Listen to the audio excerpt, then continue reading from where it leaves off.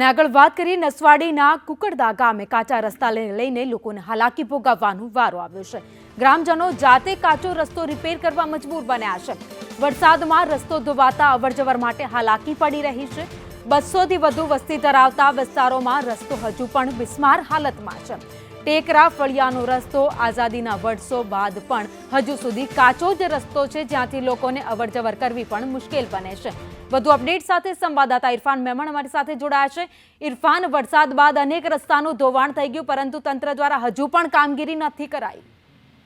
જી ભાવિની વાત કરીએ તો છોટાઉદેપુર જિલ્લાના નસવાડી તાલુકાના કુકરદા જે ગામ છે, કુકરદા ગામમાં આઝાદીના વર્ષો વીતે હજુ પણ કાચા રસ્તા છે। ખાસ કરીને સરકારી તંત્રએ જ્યારે આદેશ કર્યો છે કે ભાઈ રોડ રસ્તા રિપેરિંગ કરો, પરંતુ જ્યાં કાચા રસ્તા છે એ કાચા રસ્તા રિપેરિંગ કરવા સુધી અત્યાર સુધી કોઈ પહોંચ્યું નથી।